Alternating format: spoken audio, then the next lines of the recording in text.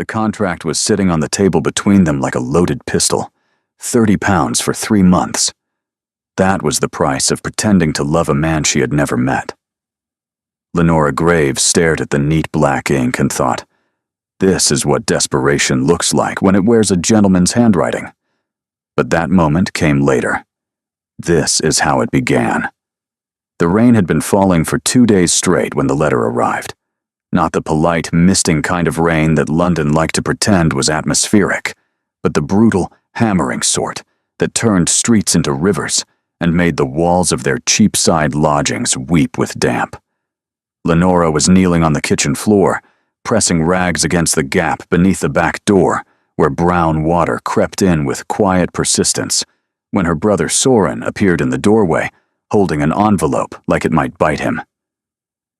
"It's from Hewitt Dalton," he said. Lenora sat back on her heels. Her knees ached. Her hands were raw. She was 23 years old, and she felt ancient. What does he want?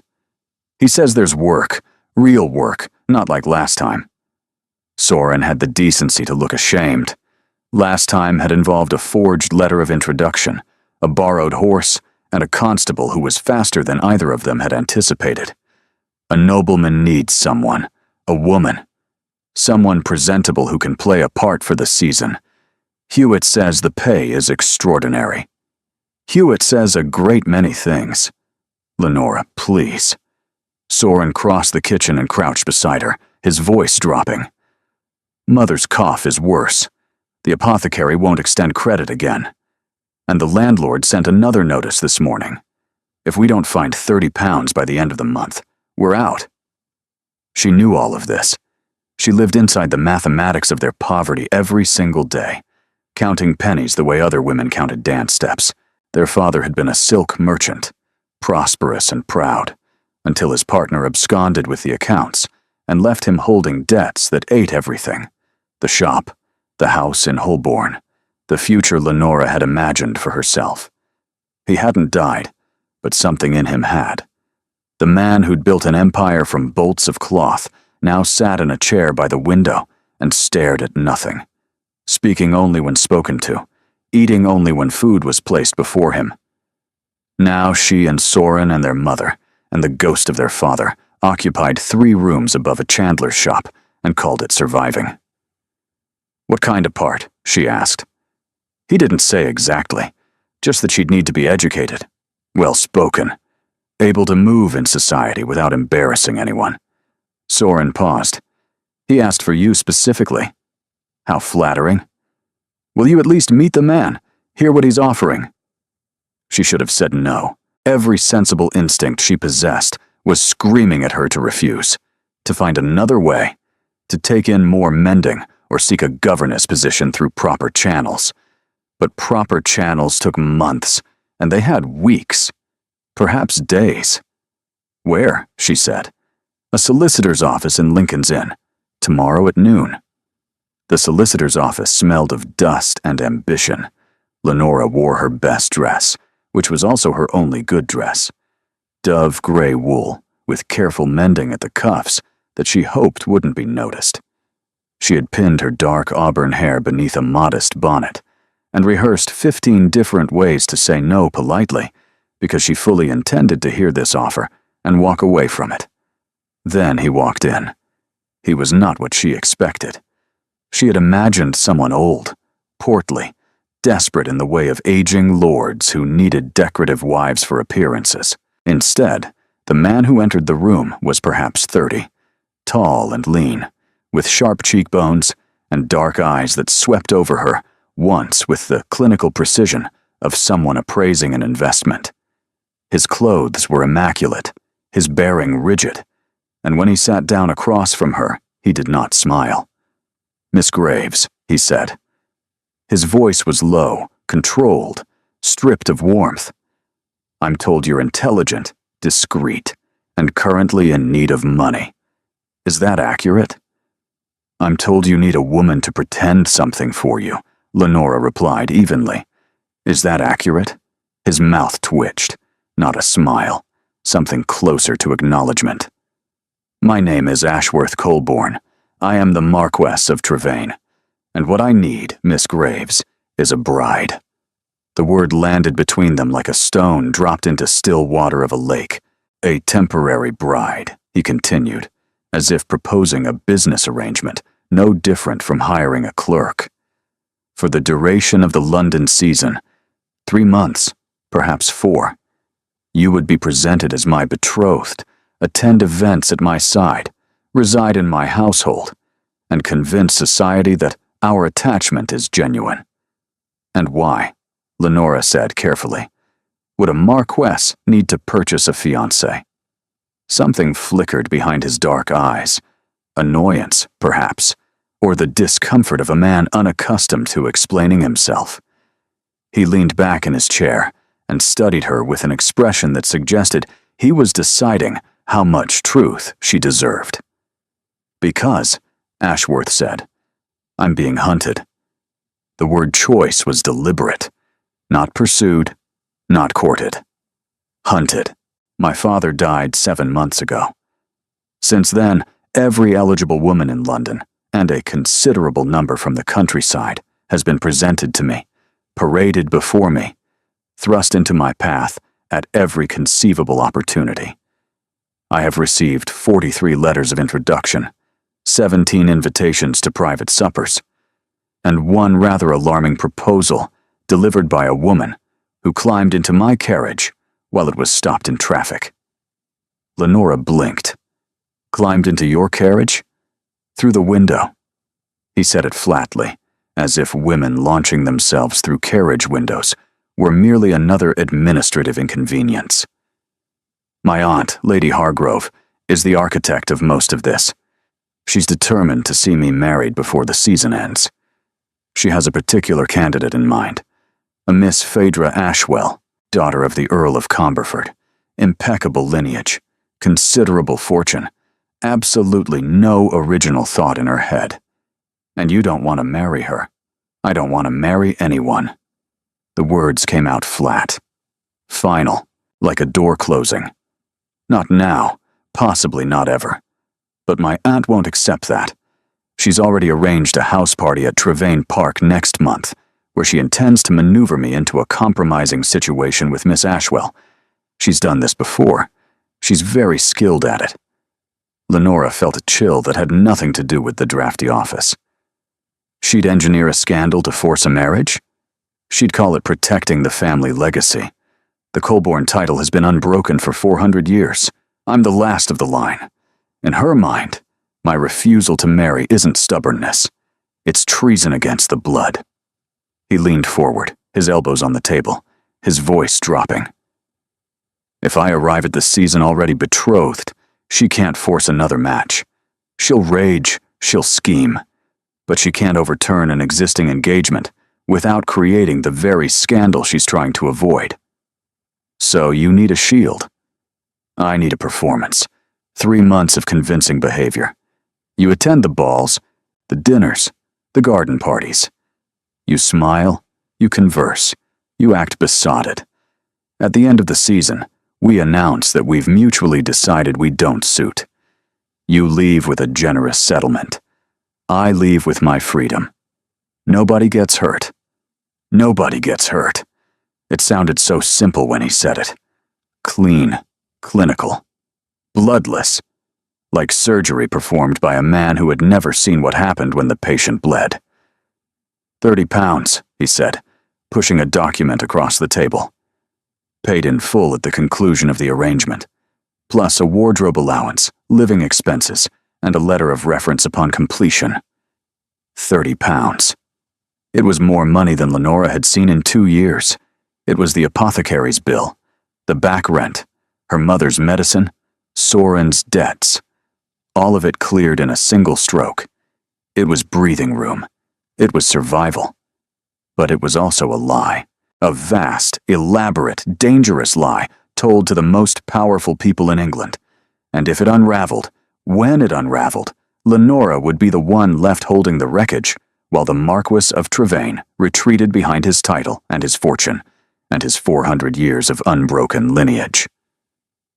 "What happens if we're discovered?" she asked. "We won't be. That's not an answer. He regarded her with something that might have been the earliest stirring of respect. If we're discovered, I will take full responsibility. You'll be portrayed as an innocent party who was misled. No blame will attach to your name.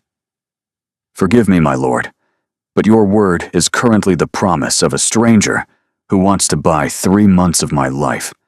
I'll need more than that. Ashworth's jaw tightened. He was not, she suspected, a man who was challenged often. What do you want? I want the 30 pounds divided. Half now, half upon completion. If you dismiss me early, or the arrangement collapses through no fault of mine, I keep what's been paid. That's not standard. There is nothing standard about any of this. Lenora held his gaze without flinching. You've had 43 letters of introduction. You chose to sit across from a merchant's daughter in a solicitor's office. That tells me your options for this particular scheme are limited. So let's negotiate honestly, my lord, because I think you need me rather more than I need you. The silence that followed was long enough to be uncomfortable. Then Ashworth did something unexpected. He laughed. It was brief, startled, almost unwilling, as if the sound had escaped before he could trap it. 15 now, he said. 15 upon completion. And if it collapses, you keep whatever has been paid, plus a bonus of 5 pounds for your trouble. Agreed? Lenora looked at the contract. She thought of her mother's cough, the landlord's notice, the water creeping under the kitchen door. She thought of her father sitting silent by the window, a man who had trusted a partner and lost everything. One more condition, she said. I want to know who I'm deceiving. Ashworth frowned. I've told you. Society at large, my aunt, not the audience, the players. I need to know every person who matters in your world, who your aunt's allies are, who the rivals will be, who will be watching me closest and looking hardest for cracks. If I'm going to walk into a lion's den, I need a map of the teeth. He stared at her for a long moment. Then he pulled his chair closer to the table and began. Lady Hargrove, his aunt, was his father's sister, and the true power behind the Colborne family. She had married well, outlived her husband, and redirected all her considerable energy into managing the family legacy. She was intelligent, ruthless, and had raised Ashworth and his younger sister after their mother's death, a sacrifice she considered a debt, repayable only through obedience. Miss Phaedra Ashwell was Lady Hargrove's chosen candidate, beautiful, accomplished, and trained from birth for exactly this kind of match. Her father, the Earl of Comberford, was an old ally of the Colborne family. The union had been discussed informally for years, and Phaedra herself had been led to believe it was a certainty. She would not yield her position gracefully. And then there was Ashworth's sister. Meridia is 19, Ashworth said, and something in his voice changed when he spoke her name. Softened fractionally, lost its clinical edge. She's been living with our aunt since father's death. She writes to me constantly, asking to come to London, asking when things will be normal again. Our aunt uses her as leverage. If I cooperate with her plans, Meridia gets a proper debut. If I resist, Meridia stays in the country, invisible. Your aunt holds your sister hostage. My aunt would call it guidance. Your aunt sounds monstrous. My aunt is practical. There's a difference, though sometimes a narrow one. He stood, crossing to the window of the solicitor's office. The rain had stopped, and weak sunlight pushed through the clouds like an apology. If this works, if we are convincing, my aunt will have no choice but to abandon the Ashwell match. Once a public engagement exists, she can't undermine it without damaging the family reputation she's devoted her life to protecting. And once the pressure lifts, I can bring Meridia to London properly, on my terms. Lenora heard what he wasn't saying. This wasn't just about avoiding marriage. It was about rescuing his sister from a woman who wielded love like a weapon. When do we begin? She asked. Tomorrow evening. There's a reception at Guildford House. Lord and Lady Marchbanks hosted annually to open the season. Everyone who matters will be there, including my aunt and Miss Ashwell. They don't know about you yet. No one does. And you plan to simply arrive with a fiancé no one has heard of? I plan to arrive with a woman who will be so composed, so articulate, and so utterly convincing that no one will dare question the attachment until it's too late to matter. That's a great deal of faith to place in someone you met an hour ago. I'm not placing faith, Miss Graves. I'm placing a bet. His dark eyes held hers. Don't make me regret it. Lenora returned to Cheapside with 15 pounds in her reticule and the sensation of having stepped off a cliff. She told her mother she'd secured a position as a companion to a nobleman's sister. Not entirely a lie, not remotely the truth. Her mother wept with relief and immediately began planning how to stretch the money across every outstanding debt. Soren watched her with narrowed eyes. What's the real arrangement? The one I just described. Lenora. Leave it, Soren. For once in your life, just accept that something is working and don't try to improve it. He let it go, but she could see the questions banking behind his eyes like embers. Soren always wanted to know the angles, not dishonest, but perpetually convinced that the next clever move would fix everything. The dress arrived at dawn, deep ivory silk edged with delicate copper embroidery, along with gloves, stockings, and slippers that fit as if they'd been made for her feet. A note in unfamiliar handwriting read, "Wear your hair up. No bonnet. The Colborne betrothal ring will be provided upon arrival." A C. She dressed in silence while the house slept, twisted her auburn hair into the best arrangement she could manage without a maid, and examined herself in the small, spotted mirror above the washstand. She looked like someone she didn't recognize. The carriage he sent was plain black and unmarked, discreet enough for Cheapside, but lined with velvet inside. They rolled through London as the last light bled from the sky. Ashworth was waiting outside Guildford House. He looked immaculate in dark evening clothes, his expression as controlled as it had been in the solicitor's office, but his eyes tracked her as she stepped down from the carriage, and for one unguarded moment, she saw surprise register on his face. "You look," he stopped, reset. "The dress fits well." "You were going to say something else."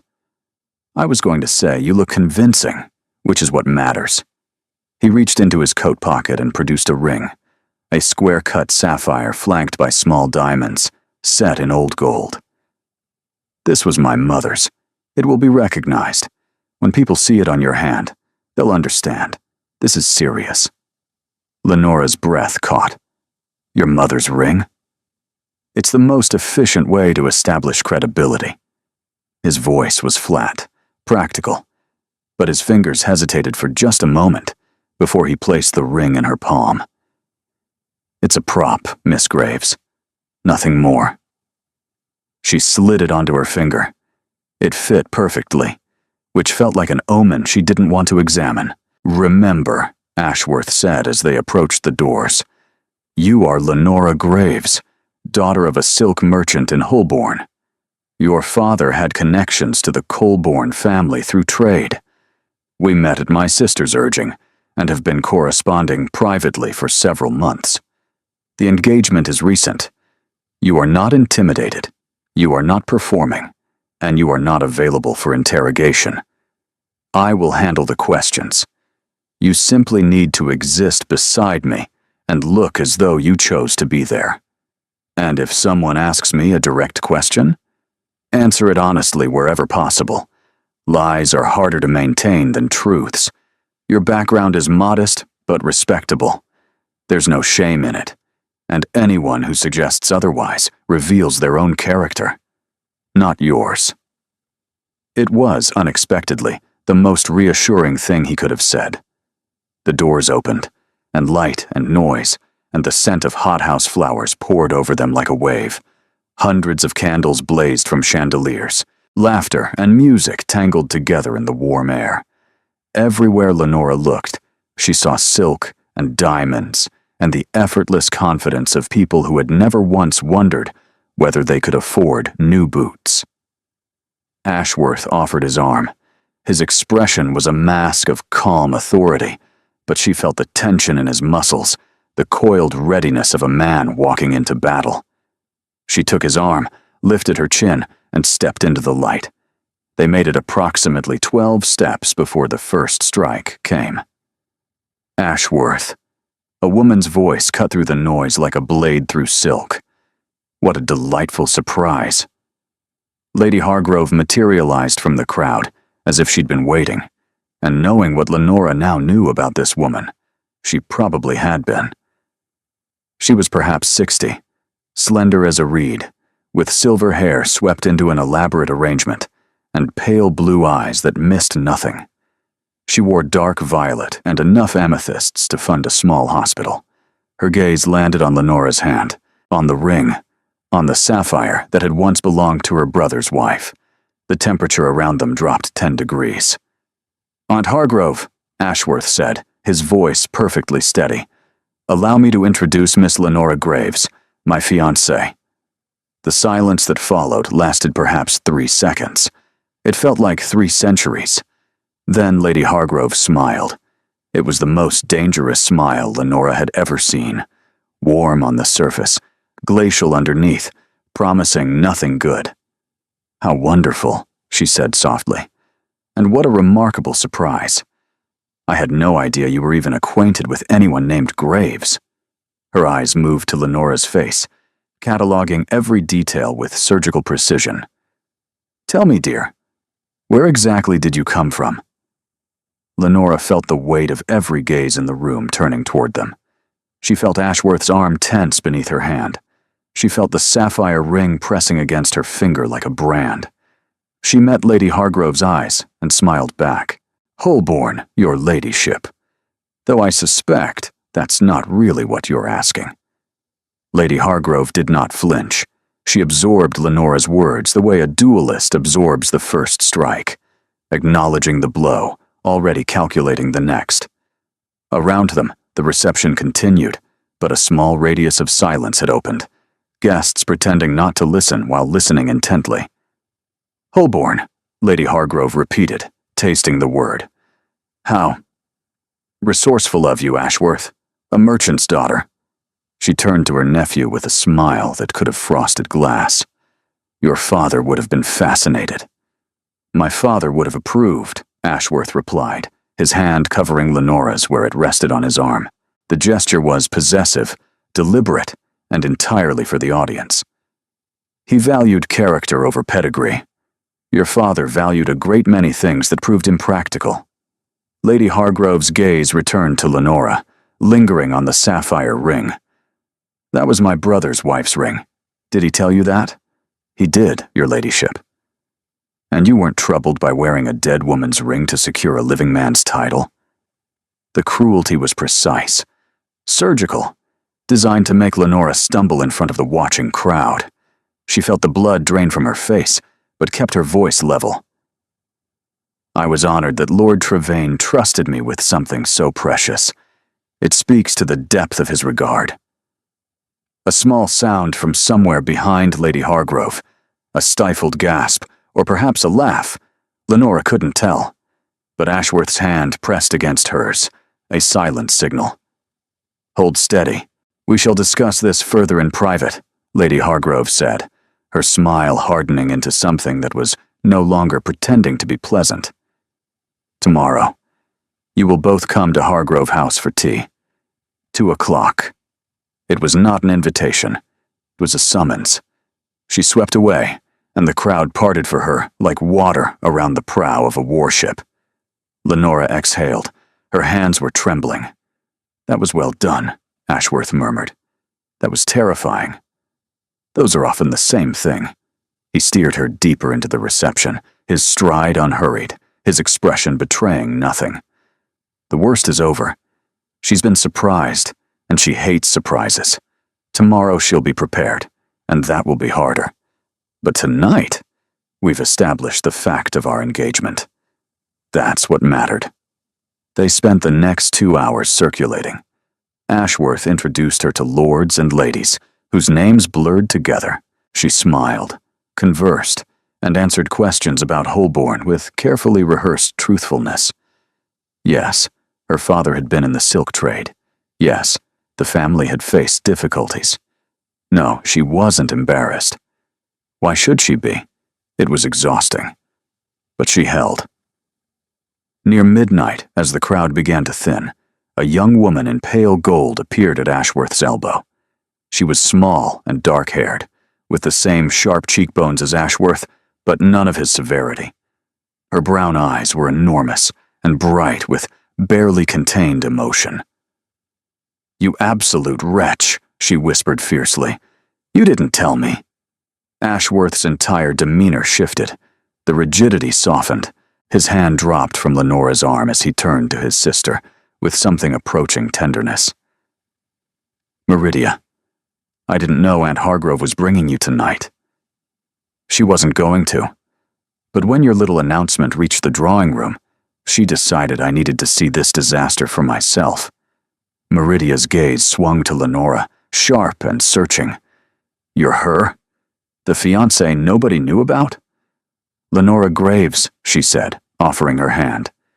Meridia took it, but didn't shake. She held it, studying Lenora's face with an intensity that reminded her uncomfortably of Lady Hargrove. Then something shifted in the girl's expression.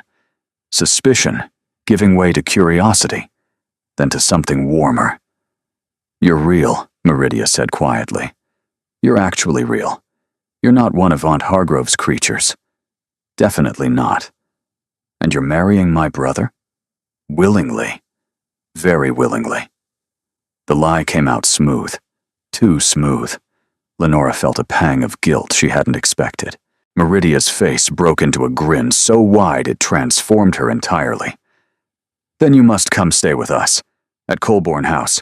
I've been trapped in the country for months, with nothing but Aunt Hargrove's opinions and needlework for company.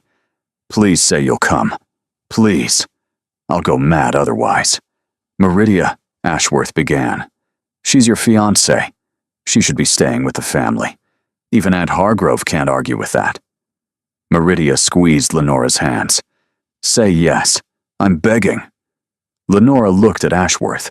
His expression was carefully neutral, but she saw something underneath it. A flicker of hope, quickly suppressed. If she moved into Colborne House, the charade would deepen. The performance would become daily, hourly, constant. There would be no retreat to Cheapside at the end of each evening, to shed the mask and breathe. But Meridia's eyes were bright with a loneliness Lenora recognized in her own reflection. "I'd be delighted," she said. Ashworth found her alone in the cloakroom 20 minutes later, while she waited for her carriage. "You didn't have to agree to that," he said. "Your sister needs a friend more than she needs a scheme." His expression hardened. "I'm aware of what my sister needs." "Then you're aware that keeping her isolated in the country, while your aunt uses her as a bargaining chip, is cruelty, however practical it might be." The words were sharper than she'd intended. Ashworth's eyes darkened, and for a moment she thought he'd snap at her. Instead, he was quiet for several long seconds. "I've been trying to get her to London for months," he said finally, his voice stripped of its usual control. "Every request goes through my aunt. Every plan requires her approval. She holds Meridia's debut, her social standing, her entire future as leverage against me. If I defy her openly, Meridia suffers. That's the calculation I live inside, Miss Graves, every single day." The rawness in his voice caught Lenora off guard. This wasn't the cold, clinical man from the solicitor's office. This was a brother suffocating under an impossible choice. "Then let me help," she said quietly. "Not as your fake fiancé. As someone who understands what it feels like to watch someone you love be used as currency." He studied her face for a long time. "You continue to surprise me, Miss Graves. Is that a good thing? I haven't decided yet." But the ghost of something, not quite a smile, but its distant cousin, crossed his face as her carriage arrived. She climbed in with his mother's sapphire still on her finger, and the unsettling realization that this arrangement was already becoming something she hadn't planned for. Colborne House stood on the north side of Grosvenor Square, like a monument to the certainty of old wealth. Lenora arrived the following morning with one trunk containing everything she owned. The trunk looked pitiful, sitting in the marble entrance hall, dwarfed by the soaring ceiling and the portraits of Colborne ancestors stretching back centuries. A housekeeper named Mrs. Caulfield greeted her with brisk efficiency and no visible judgment. "The blue rooms have been prepared, miss. His lordship thought you'd prefer the east wing. The morning light is quite pleasant."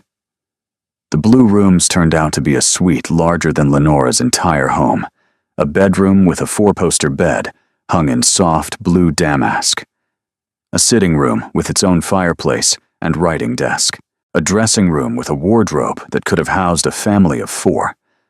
The windows looked out over a private garden where early roses were beginning to bloom. Lenora stood in the center of the bedroom and pressed her palms against her thighs to stop them trembling.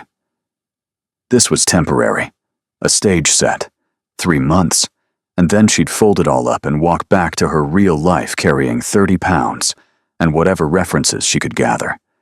But the sheets were Egyptian cotton, and the fireplace was already lit, and there were fresh flowers on the writing desk, white camellias, which she'd never been able to afford. A knock at the door startled her. "Miss Graves?" "I'm Dorrit. His lordship assigned me as your lady's maid." The girl who entered was perhaps 18, freckled and bright-eyed, with red gold hair tucked under a starched cap. She carried a tea tray balanced with practiced ease. "I brought breakfast. Mrs. Caulfield said you hadn't eaten, and it's a long time until luncheon." "That's very thoughtful. Thank you." Dorrit set the tray down and began unpacking Lenora's trunk with gentle hands. She didn't comment on the modest contents, the mended stockings, and the single pair of evening gloves. She simply arranged everything as if it were the finest trousseau in England. "Are these your only things, miss?" she asked carefully. "For now."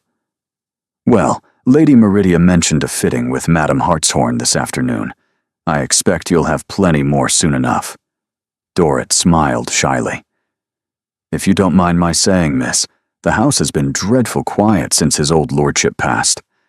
Lady Meridia only arrived last week, and his lordship barely leaves his study. It's nice to have someone new."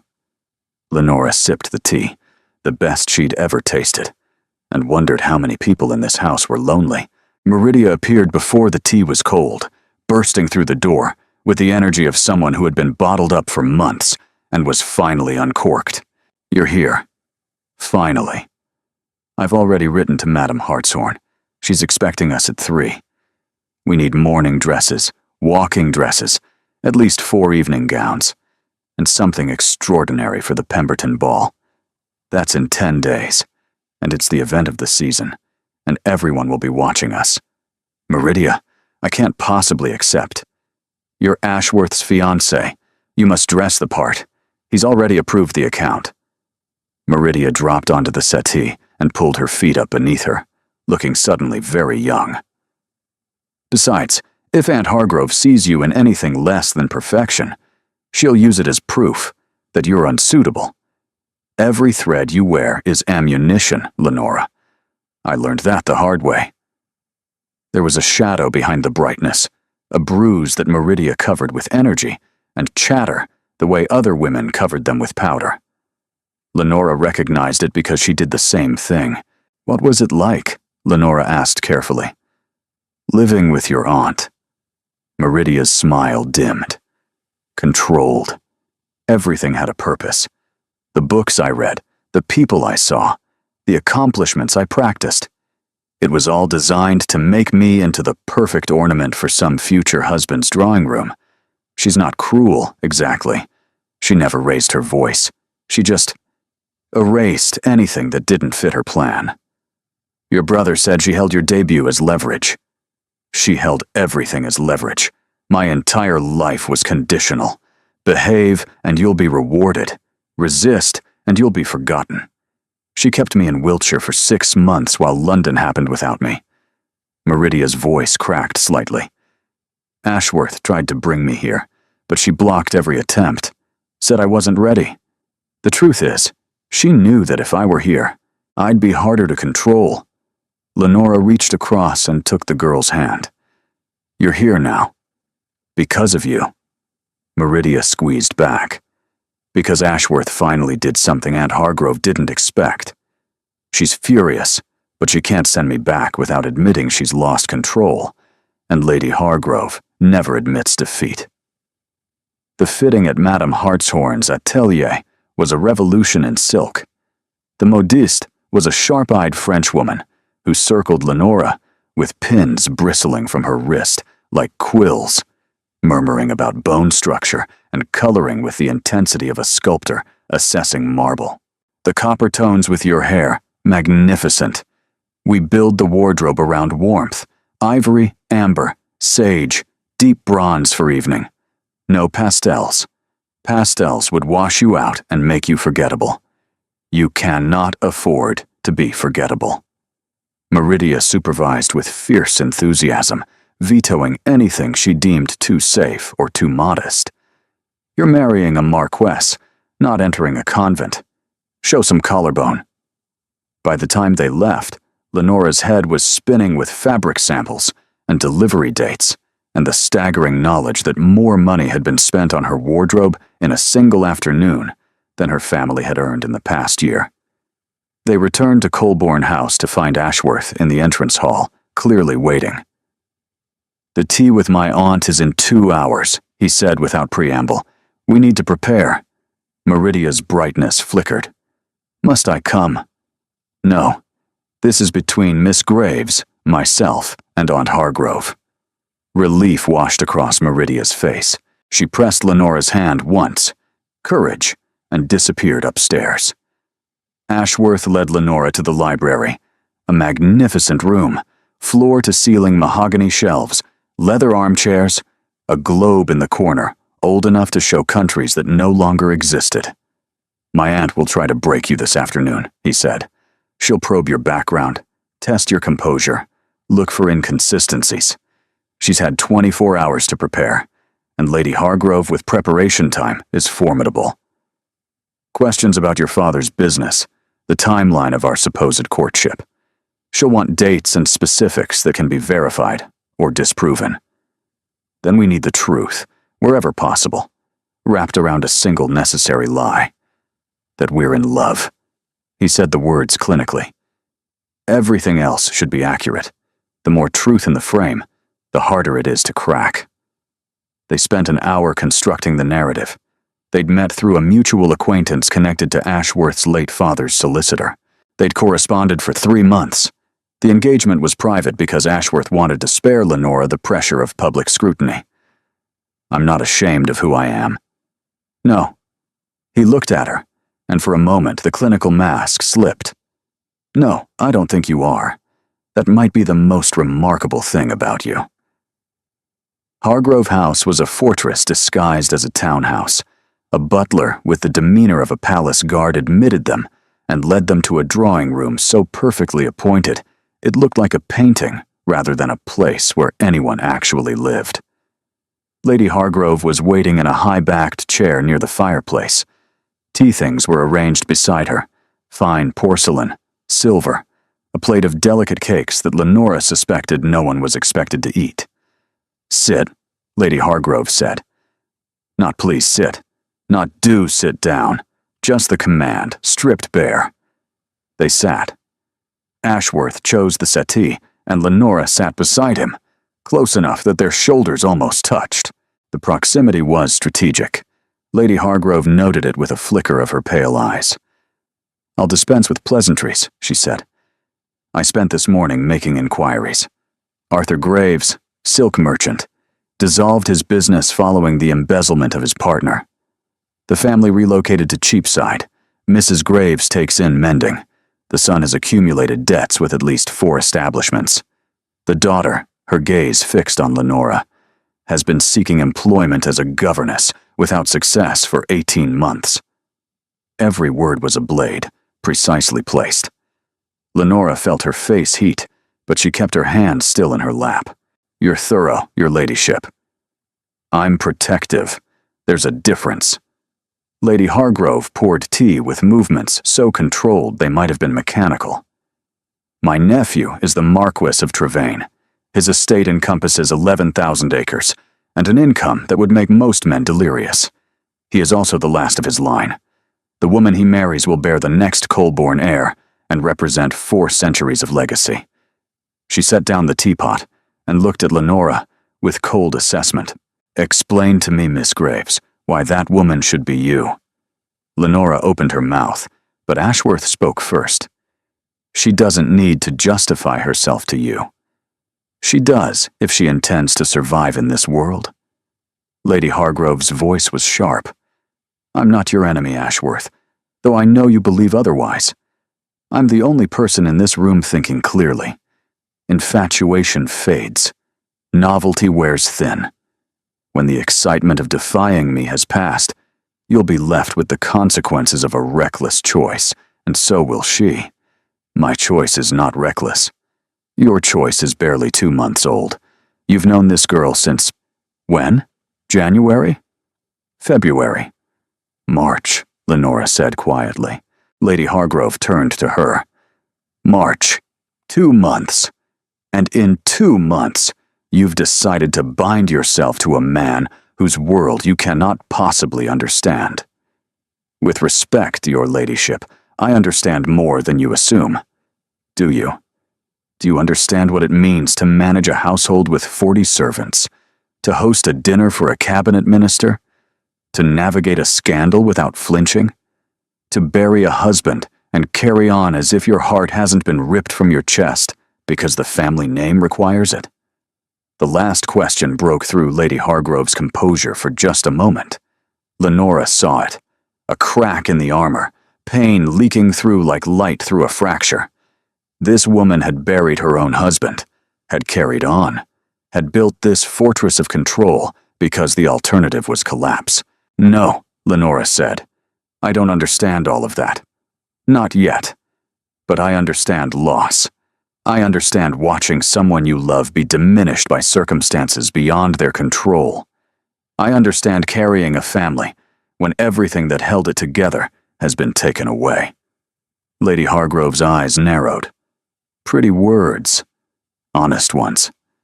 My father built everything from nothing, and when it was stolen from him, he didn't have a title or an estate or a legacy to fall back on. He had nothing but his family, and watching him break under that weight taught me something your nephew's world never could. What it means to survive when there's no safety net beneath you.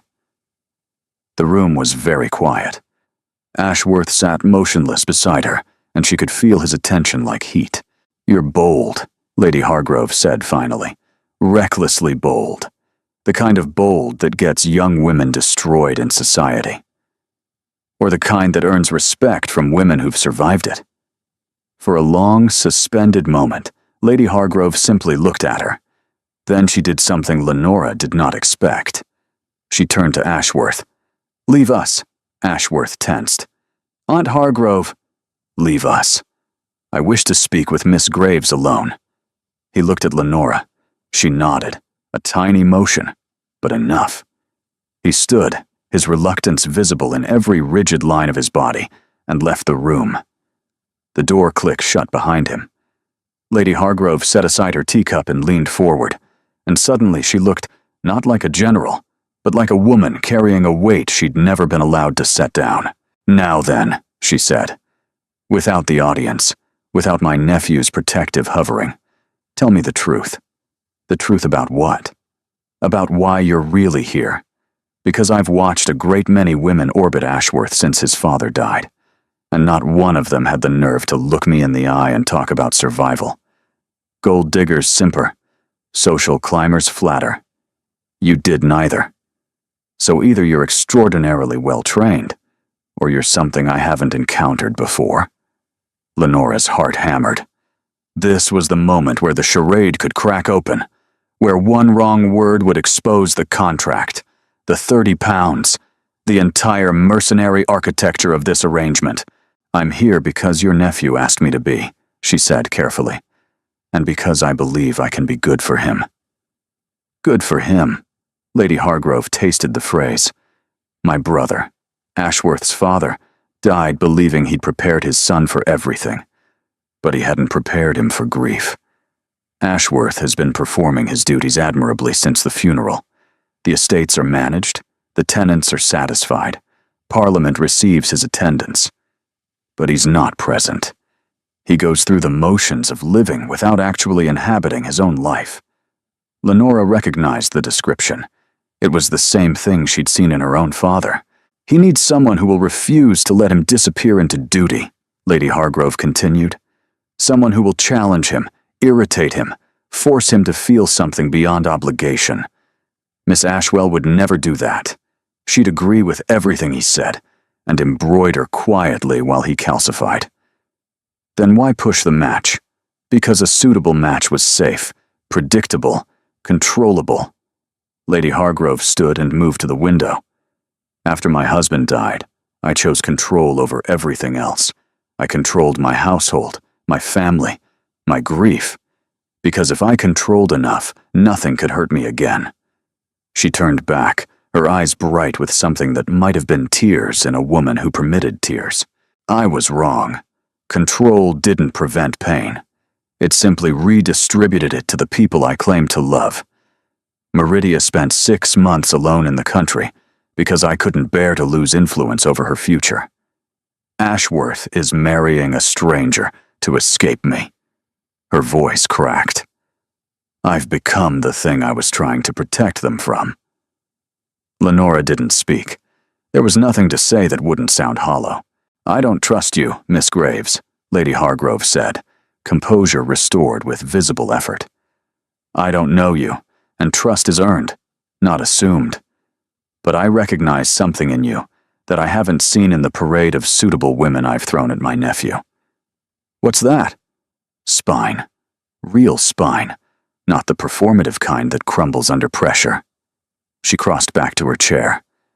I won't support this engagement publicly. Not yet. But I won't oppose it either. You'll have the season to prove yourself. And Meridia? Lady Hargrove's expression shifted. Surprise, and something softer. What about Meridia? She stays in London. She gets her debut. She's free to make her own choices without conditions attached. That's not negotiable. The silence stretched between them, taut as wire. Then Lady Hargrove laughed, a short, startled sound, rusty with disuse. You're negotiating with me in my own drawing room. Your nephew loves his sister. Freeing her would mean more to him than anything I could offer. If you want to show him you've changed, start there. Lady Hargrove studied her for a long, unreadable moment. Then she nodded once. Meridia stays. She'll have her season. Her eyes hardened again. But hear me clearly, Miss Graves. If you damage this family, if you break my nephew's heart or exploit his grief, or prove to be anything less than what you appear, I will make your life extraordinarily difficult. I have 4 decades of social capital, and I am not above spending every penny of it. I understand. I doubt that. But you will. She rang the bell for the butler, signaling the conversation was over. When Ashworth re-entered, his eyes searched Lenora's face with an intensity that suggested he'd spent the last 15 minutes preparing for catastrophe. Well, he said. Lady Hargrove waved a dismissive hand. Your fiancé has adequate spine. The rest remains to be seen. She picked up her embroidery, as if the most charged conversation of Lenora's life had been nothing more than a mildly interesting interlude. The Pemberton Ball is in 10 days. I expect you both to attend. Properly. If you're going to parade this engagement before society, at least do it with some elegance. Outside in the carriage, Ashworth turned to her with something raw in his expression. What did she say to you? She said she spent 40 years choosing control over love, and it cost her everyone she was trying to protect. He was quiet for a long time. She's never said anything like that to me, not once. Maybe she couldn't. Maybe it was easier to say it to a stranger. The carriage moved through the afternoon streets. Ashworth sat across from her, his dark eyes fixed on something she couldn't see. "Thank you," he said. "For what?" "For asking about Meridia. You didn't have to do that." "Yes, I did." He looked at her then, really looked, and she saw something shift behind his careful facade, a door opening that he hadn't meant to unlock. He said nothing more. But when the carriage stopped at Colborne House, he offered his hand to help her down, and held it a moment longer than necessary. Just a moment. But enough. The Pemberton ball arrived like a storm that had been building for days. Lenora could feel it in the house, in the way Dorrit laid out 3 different pairs of gloves before settling on the ivory kidskin, in the way Meridia changed her own gown twice and still wasn't satisfied, in the way Ashworth disappeared into his study all morning and emerged looking like a man preparing for battle rather than a dance. Madame Hartshorn's masterpiece arrived that afternoon, a gown of deep bronze silk that caught the light like liquid metal. The bodice was fitted, the sleeves were delicate cap sleeves edged with copper lace, and the skirt fell in weighted folds that moved like water when Lenora walked. It was the most beautiful thing she had ever worn, and it terrified her. Dorrit arranged her hair in an elaborate sweep, threading thin gold ribbons through the auburn waves. The sapphire ring gleamed on her finger. Small amber earrings, Meridia's, caught the candlelight. "You look like you belong in a painting," Dorrit whispered, stepping back. "I look like I belong in someone else's life," Lenora replied. But she straightened her shoulders and descended to the entrance hall where Ashworth waited. He was in dark, formal evening wear, severe and immaculate, his expression locked behind the careful mask she was learning to read. His eyes swept over her once, then again, then settled on her face with an intensity that made her breath stutter. "You look." He paused. The mask flickered. "That gown is well chosen." From across the hall, Meridia groaned audibly. "For heaven's sake, Ashworth, she looks magnificent." "Say it like a human being." Something shifted in his expression, not quite a smile, but the architecture of one. "You look magnificent, Miss Graves." "Thank you, my lord." Her voice was steady, even if her pulse was not.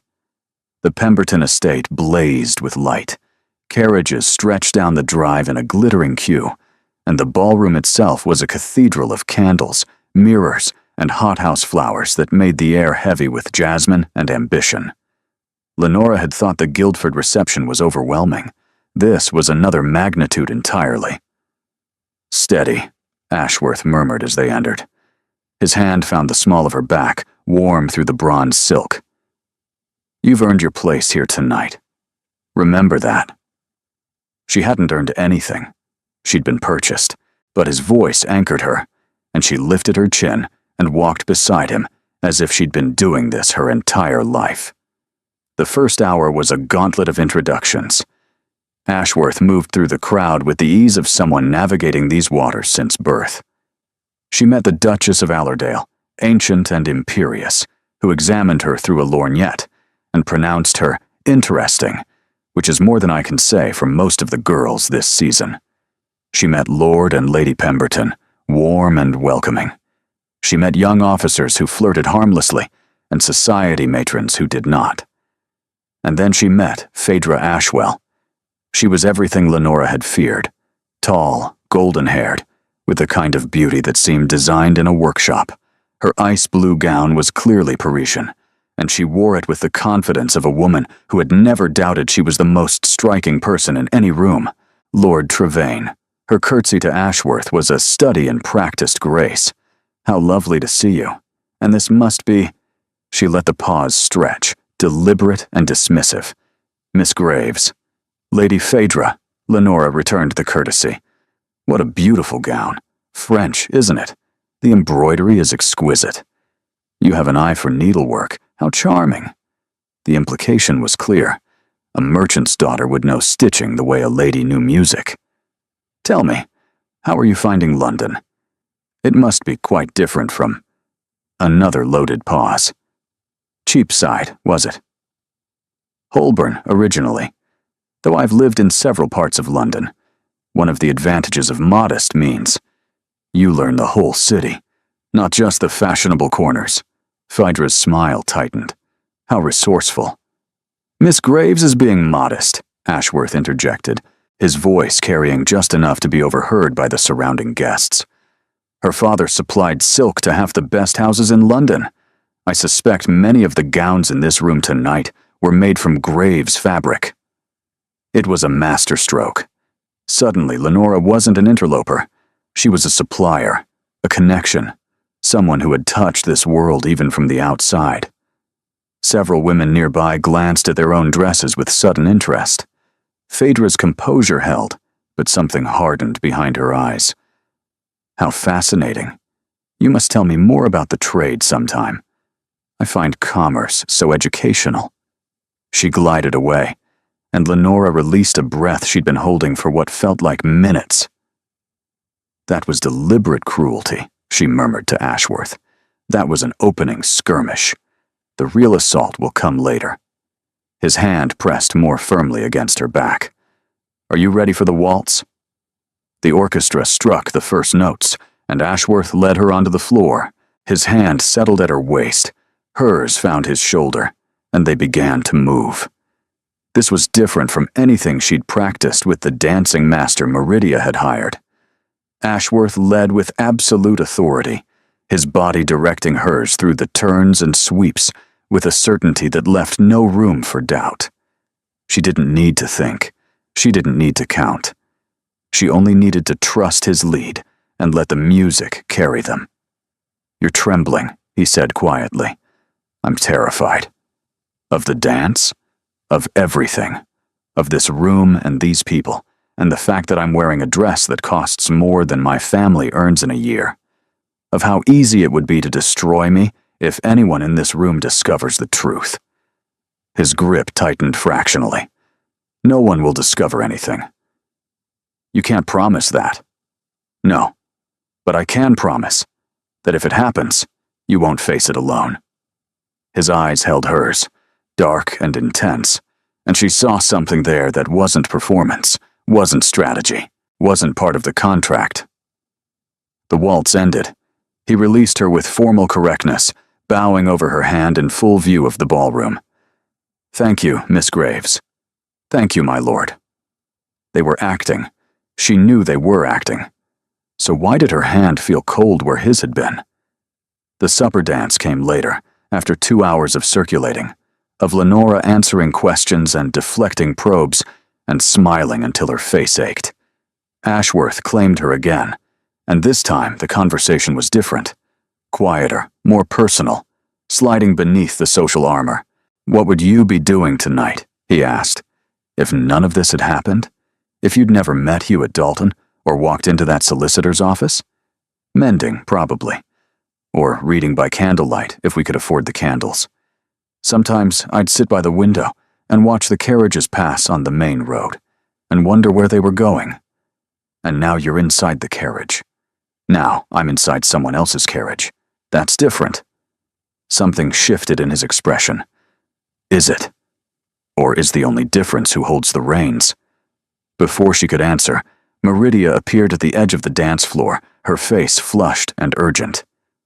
Ashworth. Lenora. You need to come with me now. She led them through a side corridor to a small antechamber. Inside, Lady Hargrove sat in a straight-backed chair. Opposite her stood Phaedra Ashwell and an older woman who could only be her mother, the Countess of Comberford, the same sharp features amplified by 30 years of entitlement. Ah, the Countess said when Ashworth entered. The elusive Marquis. How convenient. We were just discussing the rather extraordinary situation with Lady Hargrove. Ashworth's expression went blank, the dangerous kind of blank. What situation would that be, Lady Comberford? The situation in which my daughter was given to understand, by your own aunt, that a match between your families was settled, and now finds herself publicly humiliated by the appearance of a nobody in borrowed silk. I made no promises to your daughter, Ashworth said, his voice flat as a blade. If expectations were created, they were created without my knowledge or consent. Lady Hargrove assured us, Lady Hargrove, Ashworth cut across, turning to his aunt, may speak for herself. Did you promise the Comberfords an engagement on my behalf? Lady Hargrove sat perfectly still. Then she spoke with devastating calm. I indicated that Ashworth would be amenable to the match. I was mistaken. I overstepped. It will not happen again. It was an admission that cost her dearly. Lenora could see it in the white-knuckled grip of her hands, in the rigid set of her shoulders.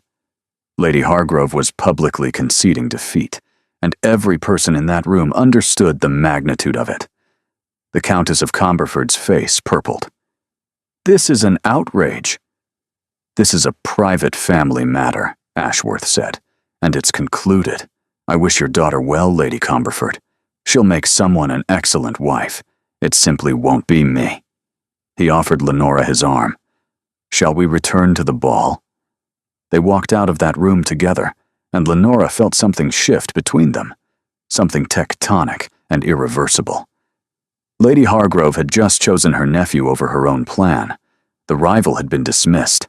The battlefield had cleared, and Ashworth's hand on her arm wasn't performing anymore. On the terrace, away from the music and the watching eyes, they stood in cool evening air that smelled of cut grass and distant rain. She surprised me, Ashworth said quietly. My aunt. I didn't expect her to concede. She did it for you, not for me. Perhaps. He turned to face her. The moonlight caught the sharp planes of his face, turning him into something from a story. The Dark Lord in the garden, the prince who couldn't say what he meant.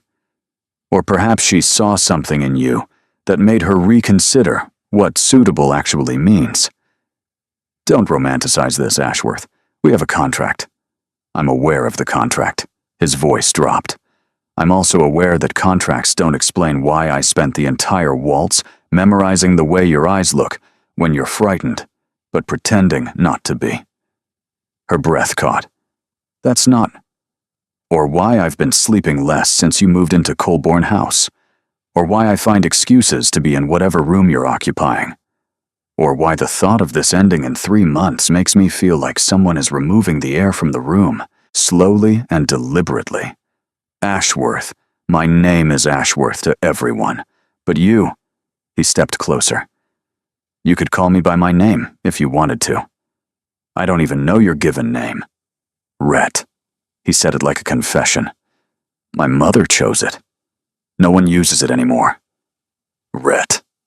The name felt intimate on her tongue, private, like holding something fragile. We should go back inside, he said, but didn't move. We should, she agreed, but didn't move either.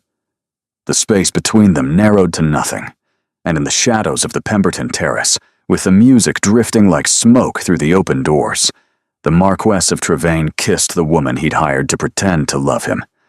And there was nothing pretend about it. The days after the Pemberton ball existed in a strange suspension between what was real and what was arrangement. Ashworth, Rhett, did not mention the kiss. Lenora did not mention the kiss. They continued their public performance with practiced ease, attending a garden party at the Allerdale estate, and a dinner hosted by Lord Marchbanks, where Lenora charmed the table with a story about her father negotiating a silk shipment from Milan, using nothing but schoolboy Italian and sheer stubbornness. But underneath the performance, everything had changed. The careful distance Ashworth maintained in private had collapsed. He appeared in the library when Lenora was reading, bringing tea he claimed Mrs. Caulfield had made too much of. He asked about her family, real questions, the kind that couldn't be explained by needing background for the charade. Tell me about your mother, he said one evening, settled into the leather chair across from hers while rain streaked the library windows. She's the strongest person I know. When Father lost everything, she didn't cry. Not once. At least, not where we could see. She simply began mending, literally. Took in other people's clothing and repaired it, stitch by stitch, until there was enough money to keep us fed. She made it look natural, as if she'd always intended to spend her evenings hunched over torn petticoats by candlelight. And your father? Broken. Not in a dramatic way. in the quiet way that's almost worse. He goes through the motions, eats when food is placed before him, reads when a book is opened in his lap. But the man who built a business from nothing, who could talk anyone into anything, who used to fill our house with laughter, that man left and didn't come back. Ashworth was quiet for a long time. I understand that more than you know. Your father, after my mother died, he was present in body and absent in everything else. He managed the estates with mechanical efficiency. He attended Parliament. He made decisions. But he never remarried, never pursued happiness, never seemed to want anything for himself. I used to think it was devotion. Now I think it was surrender. And you're afraid you're doing the same thing. His hand stilled on the armrest. I'm afraid it runs in the blood. The Colborne men love completely and break permanently. My grandfather was the same after my grandmother died. 3 generations of men who couldn't survive loss. That's not inheritance. That's a choice. Is it? His eyes met hers, and the vulnerability there was staggering. Because I've been choosing control and distance and duty for 7 months, and it was working perfectly well until you appeared in a solicitor's office and started dismantling everything. Lenora's heart hammered. I haven't dismantled anything.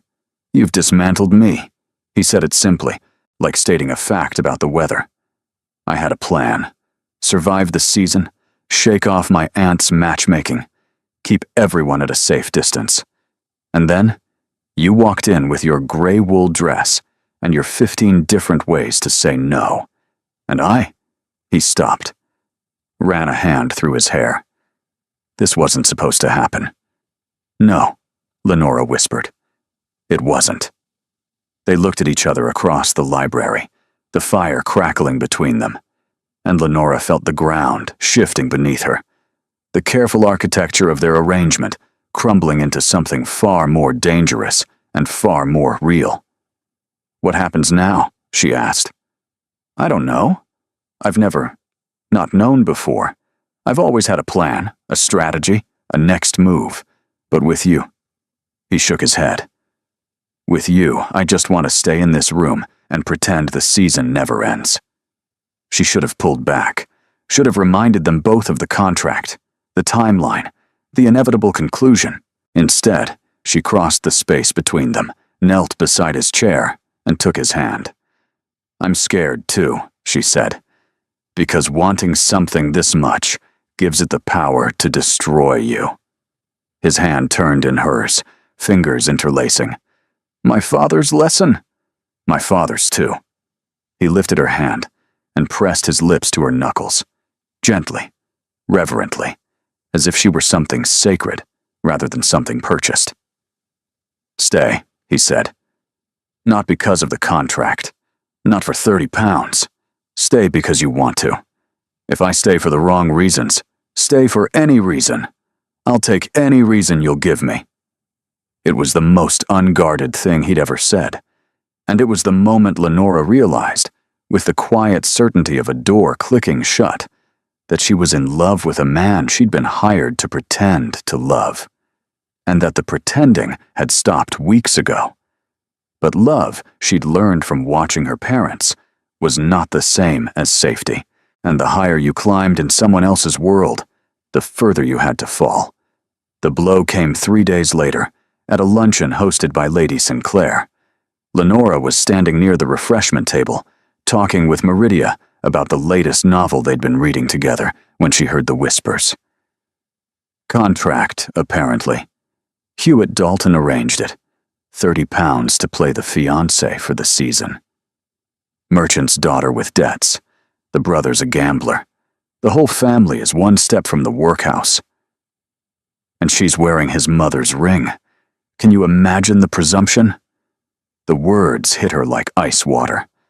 She turned slowly and found Phaedra Ashwell watching from across the room with a smile that was pure satisfaction. Behind her stood a man Lenora recognized with a sickening lurch.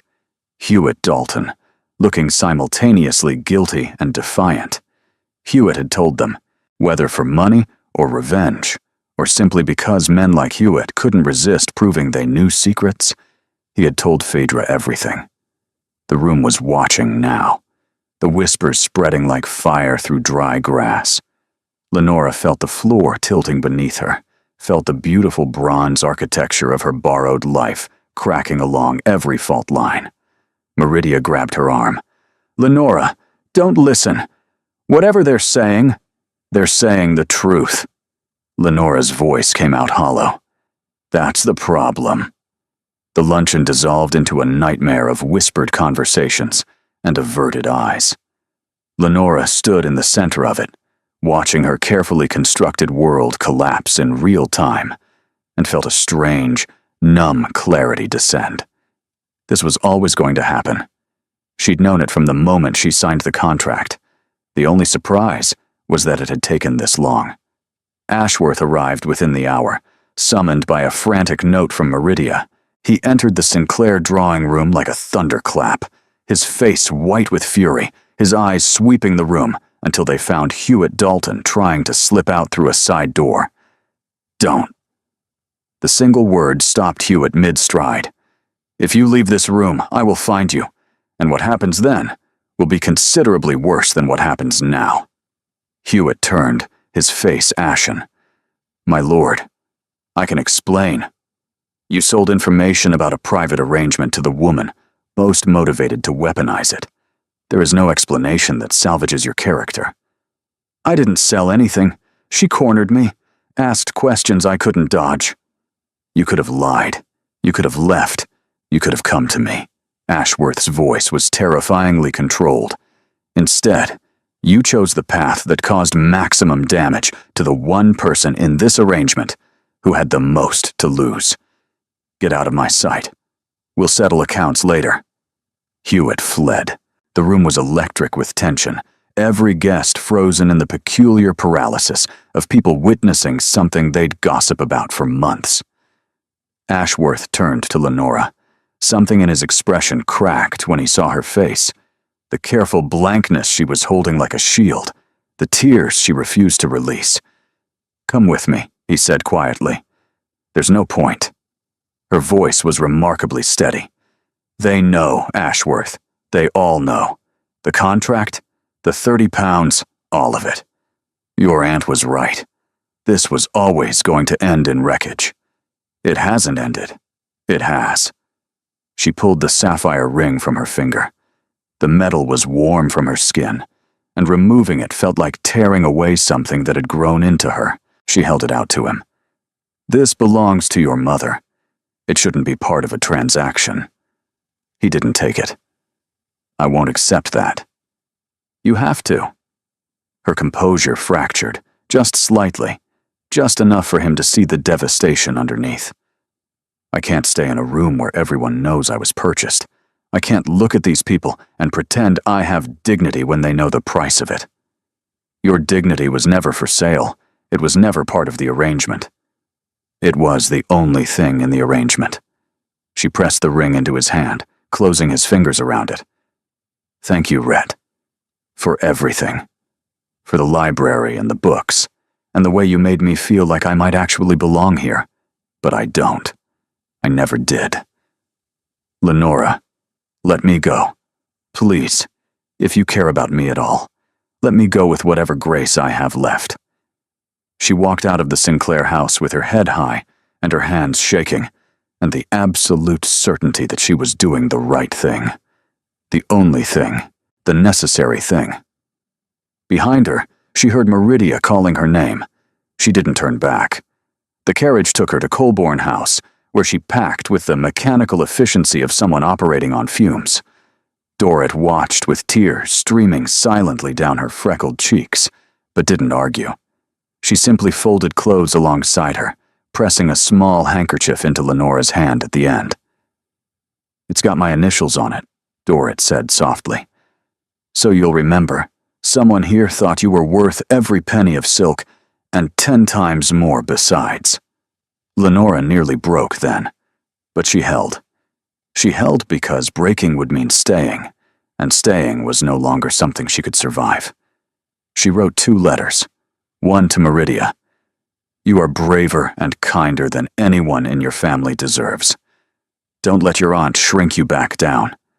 The world needs every inch of you. 1 to Ashworth. I'm returning the gowns and the ring and everything that was borrowed.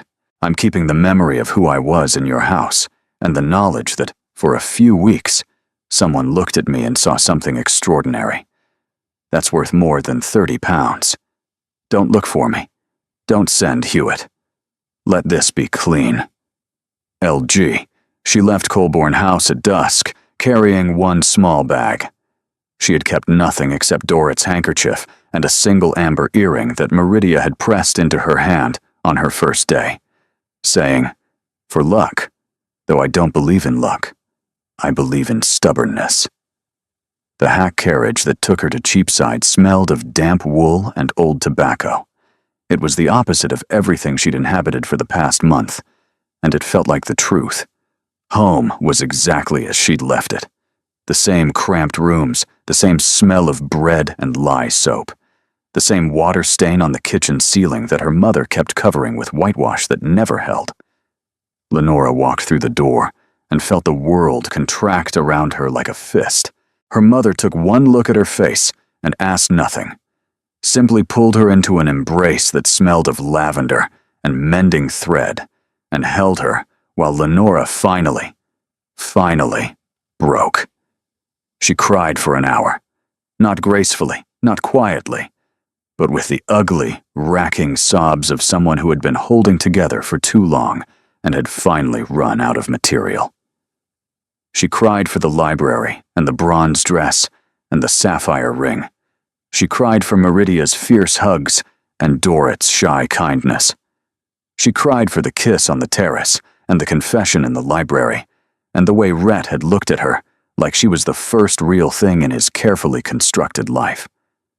When the tears finally stopped, her mother sat her down at the kitchen table with weak tea and a piece of bread.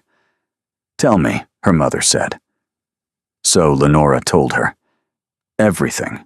The contract, the 30 pounds, the charade, the aunt, the rival, the way it had all gone wrong and right simultaneously. She told her about Ashworth, Rhett, and the way he carried his grief like a stone he wouldn't put down.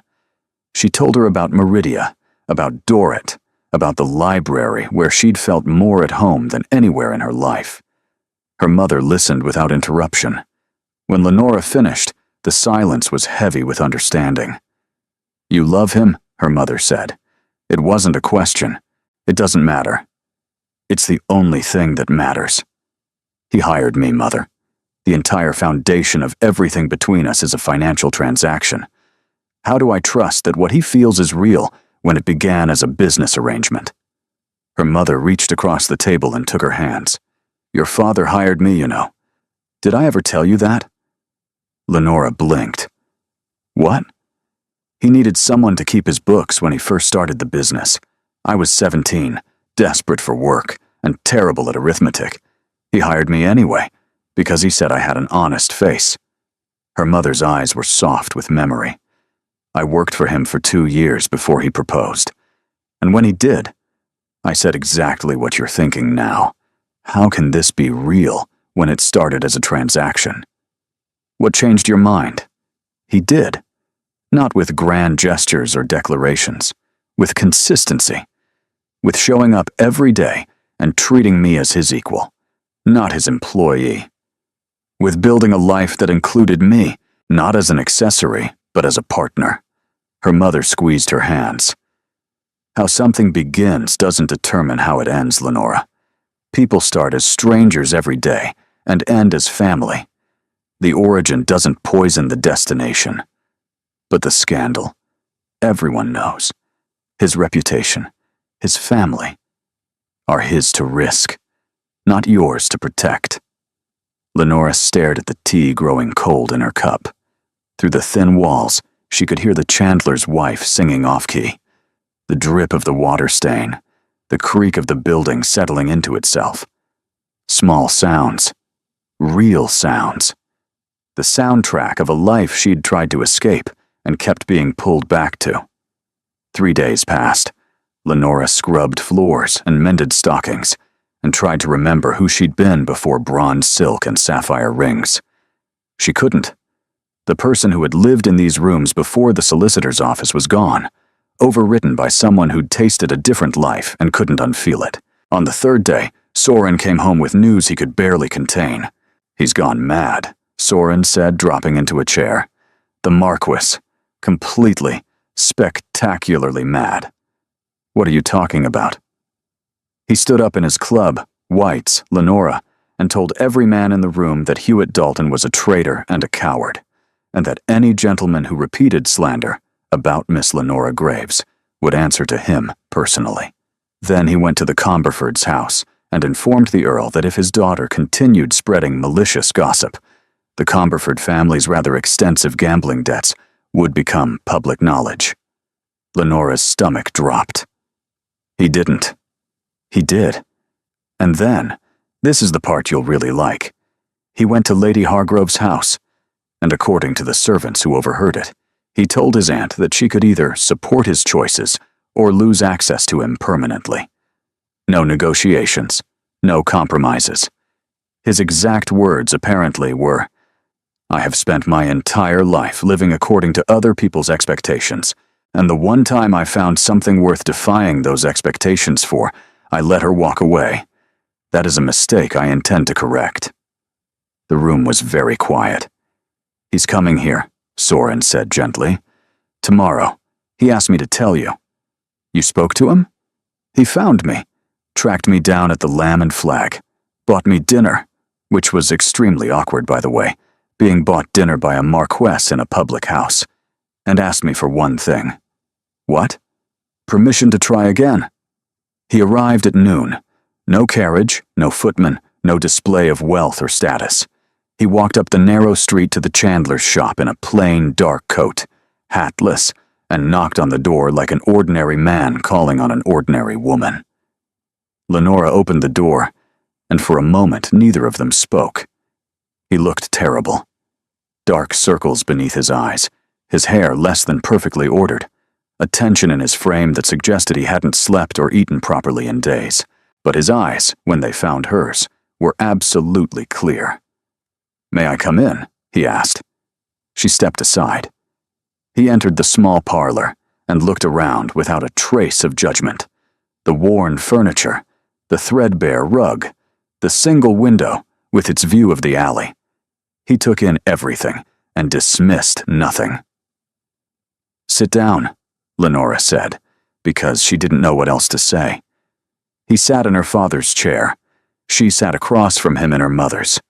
Between them, on the small table, sat a teapot that didn't match its cups, and a plate of biscuits her mother had stress-baked at dawn. "Before you say anything," Lenora began, "I need you to understand why I left. You left because Hewitt betrayed the arrangement, and you believed the exposure destroyed any possibility of... I left because I was in love with you, and I couldn't tell the difference between what was real and what was purchased." The words tumbled out, raw and unpolished. "Every time you looked at me, every conversation, every moment in the library, I kept asking myself, is this genuine? Or is this a man performing affection because it's part of the plan? And when the secret came out, when everyone knew about the contract, I couldn't bear the thought that you might defend me out of obligation rather than... Lenora." His voice was quiet but absolute. "Stop." She stopped. "I need to say something, and I need you to hear it without arguing, which I recognize is a significant challenge for you." The ghost of a smile crossed his face. "The contract was real. I won't pretend otherwise. I hired you because I needed a shield, and you accepted because you needed money. That's how it started. That's the truth. I know, I'm not finished." He leaned forward, elbows on his knees, his gaze holding hers with an intensity that pinned her to the chair. "What I didn't anticipate, what no contract could have accounted for, was you. Not the performance of you. You. The woman who negotiated with me in a solicitor's office like she was holding a royal flush and not a pair of twos. The woman who looked my aunt in the eye and demanded freedom for a girl she'd known for less than a day. The woman who sat in my library and told me that surrender was a choice, not an inheritance, and made me believe it for the first time in 7 months. His voice roughened. I fell in love with you somewhere between the Guildford reception and the Pemberton ball. I don't know the exact moment. I don't think it was a moment. I think it was an accumulation. Every conversation, every challenge, every time you refused to be impressed by my title or intimidated by my world. You made me want to deserve the life I'd been given instead of simply enduring it. Lenora's eyes burned. The scandal. We'll pass. Scandals always pass. Something more interesting will happen next week, and society will forget about us entirely. Your aunt, he conceded. Not gracefully. She may never be graceful about it. But genuinely.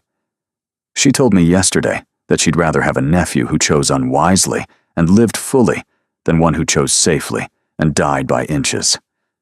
I believe those were the kindest words she's spoken in 40 years. And Phaedra has been informed, clearly and publicly, that her behavior was beneath contempt and that any further interference will have consequences she won't enjoy. Her father has already sent an apology. Apparently, the gambling debts were quite motivating. Lenora laughed despite everything. It came out watery and broken and real. I'm not offering you a contract this time, Ashworth said. He reached into his coat pocket and produced a ring. Not the sapphire, but a different one. A simple gold band, set with a single pearl, delicate and luminous. This was my grandmother's, my father's mother, the one who married for love against everyone's advice and was happy for 43 years. Rhett, I'm offering you a choice, Lenora. Not an arrangement, not a bargain, a choice. Stay with me because you want to. Marry me because you love me. Build something real on top of everything that started as pretense. And if you say no, if this isn't what you want, I'll walk out of this room and never trouble you again. She looked at the ring in his hand, at the plain dark coat he'd worn instead of his finery, at the way he sat in her father's chair as if it were the most natural seat in the world. You walked here, she said. I walked here. No carriage, no footman. I didn't want you to see a marquess at your door. I wanted you to see me. She crossed the space between them, took the ring from his hand, held it up to the light from the small window, where it caught the sun and glowed with quiet warmth. My mother told me that how something begins doesn't determine how it ends, she said. I didn't believe her. I thought she was being sentimental. And now? Now, I think she might be the wisest person I know. She slid the ring onto her finger. It fit perfectly. Yes, Rhett. Not because of 30 pounds or bronze dresses or sapphire rings. Because you walked here. Because you sat in my father's chair. Because you made me brave enough to want something I was terrified to have. He stood and pulled her into his arms and held her, not with the careful formality of a marquess, but with the desperate tenderness of a man who had been drowning and had finally reached solid ground. When they pulled apart, her mother was standing in the doorway, crying silently, and her father, her quiet, broken father, was standing behind her with an expression Lenora hadn't seen in 3 years. He was smiling. 8 months later, on a cold December evening, Lenora stood in the library of Colborne House, her library now, filled with her books alongside his father's collection, and found a letter. It was tucked inside a volume of Keats that had belonged to Ashworth's father, a slim envelope addressed in a careful hand that she recognized from the marginalia scattered throughout the collection. She opened it with gentle fingers. My dear boy, the letter began. I am writing this knowing I may never send it, and knowing equally that someday you may need to read it. Your mother was the great unexpected gift of my life. I was supposed to marry sensibly, Your grandmother had a list of candidates as long as my arm, each one more suitable than the last. Instead, I fell in love with a woman who argued with me about philosophy, and laughed too loudly at dinner parties, and once threw a book at my head when I was being insufferably pompous. Your Aunt Hargrove called it a disaster. Your grandmother called it a miracle. They were both right. Love is always both. I know that when I am gone, you will retreat. You are my son, and retreating is what coal-born men do when the world becomes too sharp. You will bury yourself in duty and call it living. You will build walls and call them strength. And your aunt will encourage every brick because she believes, as I once did, that control is the same as safety. It isn't. Control is the absence of risk, and the absence of risk is the absence of joy. Your mother taught me that. Every day I had with her was a risk. The risk of loving someone so completely that their absence would break me. And it did break me. Losing her broke something that never fully healed, but I would not trade a single day. Not one. The breaking was the price of the joy, and the joy was worth every fracture. Find someone who argues with you, my son. Someone who throws books and negotiates in solicitors' offices and refuses to be impressed by your title. Find someone who makes you brave enough to risk breaking again. And then hold on to her with everything you have. The estates will endure, the title will pass on. But love is the only thing you take with you, and the only thing worth leaving behind. With all my heart, your father. Lenora read the letter 3 times. Then she sat down in the leather chair by the fire, Rhett's chair, now also hers, and held the pages to her chest and cried the kind of tears that are not grief, but gratitude. She was still there when Rhett found her. "What's this?" He crossed the room and saw the letter. His face went still. "Where did you find it?" "In the Keats.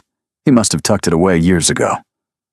Ashworth took the letter and read it standing, his back to the fire, his face doing something complicated and raw that he would never have allowed anyone but her to see. When he finished, he pressed the pages against his mouth and closed his eyes. "He knew," he said hoarsely. "He knew exactly what I'd become. He knew exactly what you'd overcome." Lenora stood and went to him, wrapping her arms around his waist, pressing her cheek against his chest. "He just wanted you to have permission." "Permission to what?" "To be happy, even though it's terrifying, even though it's a risk." He held her for a long time. The fire crackled. Snow had begun to fall outside the library windows, dusting the garden in white. "I want to frame this," he said finally. "Hang it in here, where we can see it every day." Your father would have hated that. He'd have wanted it left in a book where someone could stumble across it unexpectedly, like a gift you didn't know you needed. Rhett laughed, the real laugh, the one she'd first heard in the solicitor's office, startled out of him against his will. "You're right. He would have." He tucked the letter back into the Keats and returned it to the shelf. "We'll leave it where it is, for whoever needs it next." They stood together in the library, surrounded by books and firelight, and the quiet ghosts of the people who had loved before them. Outside, London carried on, its gossip and scandals and endless social machinery grinding forward as it always did. The whispers about the Marquis and his merchant's bride had mostly faded, replaced by fresher scandals involving a bishop and a racehorse, which was far more entertaining. Lady Hargrove had taken to introducing Lenora at social events with the phrase, "My nephew's wife.